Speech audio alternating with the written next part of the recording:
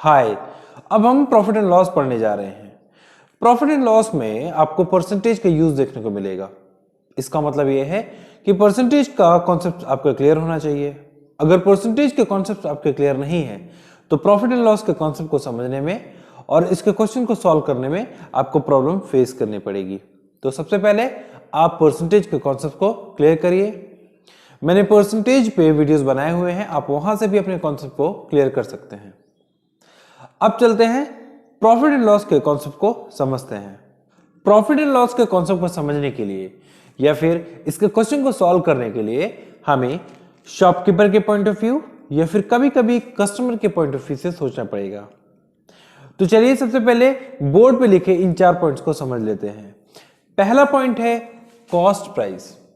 जब शॉपकीपर किसी होलसेलर के पास जाता है और वहां से किसी कमोडिटी को खरीद कर लाता है और अपनी दुकान में रखता है, तो उस कमोडिटी को खरीद कर लाने और दुकान में रखने तक जो भी पैसा उसके जेब से जाता है वो कॉस्ट प्राइस कहलाता है।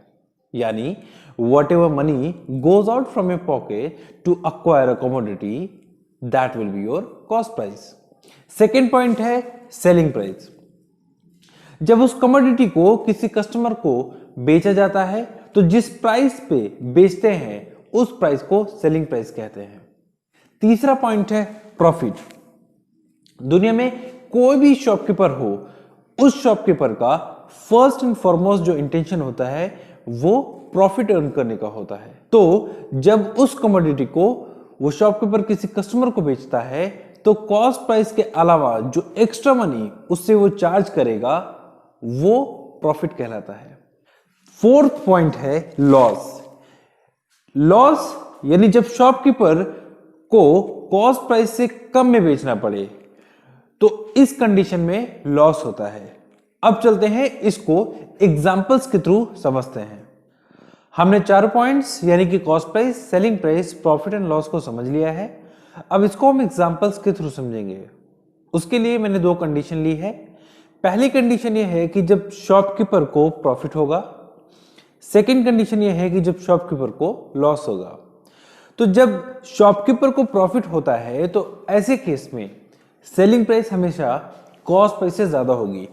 जैसे अगर कोई शॉपकीपर किसी कमोडिटी को 100 रुपीज में खरीद कर लाता है तो ये जो 100 रुपीज है ये उस कमोडिटी का कॉस्ट प्राइस कहलाएगा। और फिर उस कमोडिटी को अगर वो किसी कस्टमर को बेच रहा है तो सपोज 110 रुपए में बेच रहा है तो ये 110 रुपए उस कमोडिटी का सेलिंग प्राइस कहलाएगा। तो यहां पे कॉस्ट प्राइस 100 है और सेलिंग प्राइस 110 है, तो कॉस्ट प्राइस कम है और सेलिंग प्राइस ज्यादा है तो प्रॉफिट हो रहा है। प्रॉफिट कितने का हो रहा है? 10 रुपीज का हो रहा है।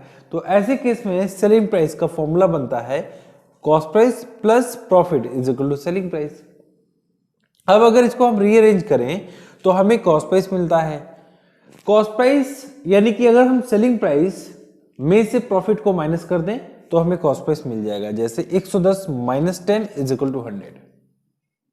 और अगर हम फिर से रीअरेंज करें तो हमें प्रॉफिट भी मिल जाएगा। हमें पता है कि सेलिंग प्राइस ज्यादा है कॉस्ट प्राइस से, तो अगर हम सेलिंग प्राइस में से कॉस्ट प्राइस को माइनस कर दें तो हमें प्रॉफिट मिल जाएगा। अब यहां पे प्रॉफिट परसेंटेज है, तो सबसे पहले हम प्रॉफिट परसेंटेज को कैलकुलेट करने के लिए हम परसेंटेज चेंज का कॉन्सेप्ट लगाएंगे, जिसमें हमें ये देखना होगा कि भाई कॉस्ट प्राइस 100 था, इसमें प्रॉफिट ऐड हुआ है तो हमारा सेलिंग प्राइस बन गया 110। तो ऐसे हम समझें कि ये जो 100 रुपीज था ये 110 हो गया है इंक्रीज होकर। ओके, तो इंक्रीज हुआ है तो इंक्रीज यानी कि बढ़कर हुआ है। तो जो बढ़ रहा है वो किसकी वजह से बढ़ रहा है? प्रॉफिट की वजह से। यानी प्रॉफिट क्या है? एक तरह का पॉजिटिव चेंज है। ये ऑलरेडी मैंने परसेंटेज चेंज की क्लास में बताया है कि भाई पॉजिटिव चेंज हो रहा है, यानी प्रॉफिट हो रहा है, that means what? Positive change हो रहा है। किस पर हो रहा है? इस सीपी पर हो रहा है, यानी सीपी में ये प्रॉफिट ऐड होके तब जाके सेलिंग प्राइस बन रहा है। तो यानी पहले वैल्यू 100 थी, अब 110 हो गई है। किसकी वजह से? इस प्रॉफिट की वजह से। यानी प्रॉफिट क्या है? एक तरह का चेंज है और पॉजिटिव चेंज है।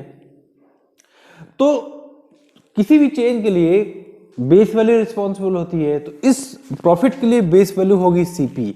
तो हमें प्रॉफिट परसेंटेज के लिए हमें क्या करना पड़ेगा? प्रॉफिट अपॉन सीपी इंटू 100 करना पड़ेगा। तो इस तरह से हम प्रॉफिट परसेंटेज को कैलकुलेट कर सकते हैं। जैसे कि यहां पे प्रॉफिट क्या है, 10 रुपीज का प्रॉफिट है, ओके, और सीपी हमारा क्या है, 100 है। तो देखा जाए तो 10/100 इंटू 100, ये कट जाएगा तो आएगा क्या, 10% का प्रॉफिट, ओके। और वैसे भी हमें पता है कि परसेंटेज में हमने देखा है कि भाई anything upon 100 will be called percentage, okay. तो 10% का हमें प्रॉफिट हो रहा है, यानी कि कॉस्ट प्राइस जो है वो 10% के प्रॉफिट से क्या कर रहा है, इंक्रीज हो रहा है। तो हमने यहाँ पे प्रॉफिट परसेंटेज किस पे कैलकुलेट किया है, सीपी पे, यानी हमेशा प्रॉफिट किसका कैलकुलेट करेंगे, सीपी का, यानी जो भी प्रॉफिट हो रहा है वो सीपी का कितना परसेंटेज है। तो यहाँ पे जो प्रॉफिट है वो सीपी का 10% है, ओके। अब चलते हैं दूसरे पॉइंट को समझते हैं। सेकंड में क्या हो रहा है कि जब शॉपकीपर को लॉस होता है तो लॉस के केस में जो सेलिंग प्राइस होगा वो कॉस्ट प्राइस से कम होगा। जैसे अगर शॉपकीपर किसी कमोडिटी को 100 रुपीज में खरीदता है और उसको किसी कस्टमर को वो 90 रुपीज में बेचता है, यहां पे सीपी 100 है और सेलिंग प्राइस 90 है, तो उसको एटलीस्ट 100 रुपीज मिलना चाहिए था। अगर उसको 100 रुपीज मिलता तो इस केस में नो प्रॉफिट नो लॉस होता, बट उसको मिल कितना रहा है, 90 रुपीज मिल रहा है। तो ऐसे केस में उसको 10 रुपीज का लॉस हो रहा है, तो 10 रुपीज का लॉस हो रहा है। तो अब यहां पे जो हमारा सेलिंग प्राइस का जो फॉर्मूला बनेगा वो क्या बनेगा, सीपी माइनस लॉस, वो सेलिंग प्राइस के बराबर होगा, ओके। अब अगर इसको हम रीअरेंज करेंगे तो हमें सीपी मिल जाएगा, कॉस्ट प्राइस। अब कॉस्ट प्राइस कैसे मिलेगा भाई, अगर हम सेलिंग प्राइस में लॉस को ऐड कर दें, जो भी लॉस हो रहा है, तो हम सीपी पे जा सकते हैं। तो यहाँ पे 90 प्लस 10 इज इक्वल टू 100। फिर एक बार फिर से रीअरेंज करेंगे तो हमें लॉस मिल जाएगा। लॉस के केस में सीपी ज्यादा होता है और सेलिंग प्राइस कम होता है। तो अगर हम सीपी में से सेलिंग प्राइस को माइनस कर दें तो हमें लॉस मिल जाएगा। जैसे यहाँ पे 100 माइनस 90 इज इक्वल टू 10। अब हम लॉस परसेंटेज को समझेंगे। लॉस परसेंटेज को समझने के लिए फिर से हमें परसेंटेज चेंज का कॉन्सेप्ट देखना पड़ेगा। इससे क्या होगा कि हमें कोई भी फॉर्मूला यानी लॉस परसेंटेज निकालने के लिए हमें फॉर्मूला रटना नहीं पड़ेगा। तो सबसे पहले अब परसेंटेज चेंज के हेल्प से हम क्या देखेंगे कि भाई सीपी 100 है और सेलिंग प्राइस 90 है। तो ऐसे हम देखेंगे कि यार कोई वैल्यू 100 थी जो कि आगे चल के 90 हो गई है, तो ये वैल्यू क्या हुई है, घटी है, यानी डिक्रीज हुई है। डिक्रीज का मतलब क्या है, नेगेटिव चेंज हुआ है, और यहाँ पे जो चेंज हुआ है लॉस का है। तो मैंने ऑलरेडी परसेंटेज वाली क्लास में बताया था कि जब भी लॉस आएगा तो उसको हम लोग नेगेटिव चेंज पढ़ेंगे। तो नेगेटिव चेंज यानी ये नेगेटिव चेंज है, और इसके लिए कौन सा बेस वैल्यू रिस्पॉन्सिबल है, उसके लिए ये कॉस्ट प्राइस रिस्पॉन्सिबल है, क्योंकि ये जो लॉस हो रहा है इस सीपी में हो रहा है, यानी सीपी में ये 10 क्या हो रहा है, घट रहा है, डिक्रीज हो रहा है। तो 90 पे हम जा रहे हैं, यानी सेलिंग प्राइस हमारा 90 हो रहा है। तो ऐसे केस में जो भी चेंज है उसके लिए सीपी रिस्पॉन्सिबल हो रहा है। तो जो चेंज है नेगेटिव चेंज है, यानी लॉस हो रहा है, तो लॉस अपॉन सीपी इंटू 100 करेंगे तो हमारा लॉस परसेंटेज कैलकुलेट हो जाएगा। तो इस तरह से हमने परसेंटेज चेंज की मदद से प्रॉफिट परसेंटेज या फिर लॉस परसेंटेज कैलकुलेट किया है।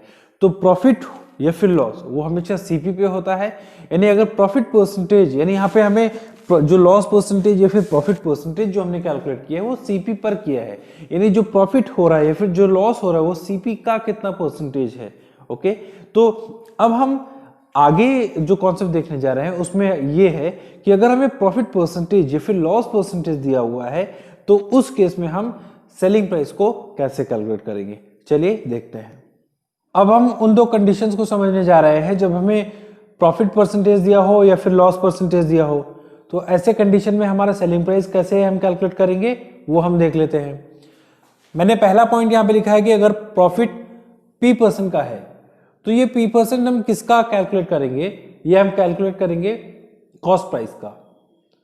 जब हम प्रॉफिट परसेंटेज कैलकुलेट कर रहे थे तो उस केस में हमने प्रॉफिट के लिए जो बेस वैल्यू लिया था वो कॉस्ट प्राइस लिया था, यानी वो प्रॉफिट उस कॉस्ट प्राइस का कितना परसेंटेज है, यही प्रॉफिट परसेंटेज कहलाता है। तो यहां पे P% हम कॉस्ट प्राइस का कैलकुलेट करेंगे। ओके, तो प्रॉफिट के केस में जो सेलिंग प्राइस बनता है वो बनता है CP plus profit is equal to selling price. तो यहाँ पे हमने सीपी लिखा, फिर प्रॉफिट P% का है तो यानी P% ऑफ सीपी, तो ये हमारा पूरा प्रॉफिट बन गया और is equal to selling price. CP को कॉमन निकाला तो हमें मिला CP into 1 plus P by 100 is equal to selling price.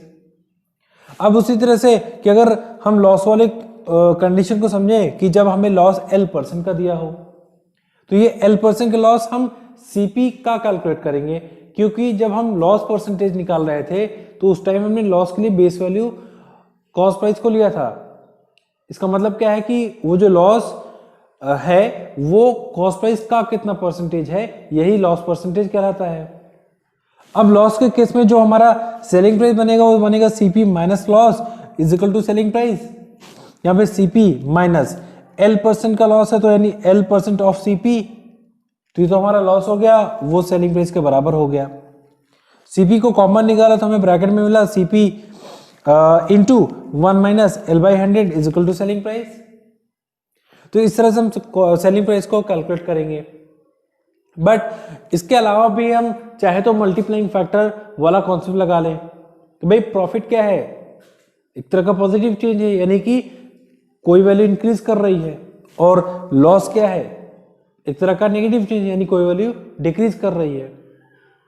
तो अब अगर ऐसे देखें कि किसी कमोडिटी का कॉस्ट प्राइस 100 है और अगर मैं बोलूं कि ये 100 पे 10% का प्रॉफिट हो रहा है, इसका मतलब क्या है कि भाई ये 100 10% से इंक्रीज कर रही है। तो 10% से इंक्रीज करने का मतलब क्या हुआ कि जो मल्टीप्लाइंग फैक्टर बनेगा वो 11/10 बनेगा।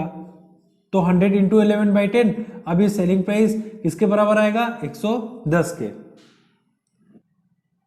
उसी तरह से हम लॉस वाले केस में भी देखें कि अगर किसी कमोडिटी का कॉस्ट प्राइस 100 है और अगर इस पे 10% का लॉस हो रहा है, तो यानी कि ये 100 10% से डिक्रीज हो रहा है। तो 10% से डिक्रीज का मतलब क्या है कि जो मल्टीप्लाइंग फैक्टर बनेगा वो बनेगा 9/10। तो 100 इंटू 9/10 ये आएगा 90 के, यानी अब ये हमारा सेलिंग प्राइस हो गया। तो इस तरह से हम मल्टीप्लाइंग फैक्टर का यूज कर सकते हैं, जिससे हमारा कैलकुलेशन काफी फास्ट हो जाएगा। तो आई होप आपको ये कॉन्सेप्ट समझ में आया हो। अब मिलेंगे नेक्स्ट वीडियो में नेक्स्ट कॉन्सेप्ट के साथ। Thank you so much.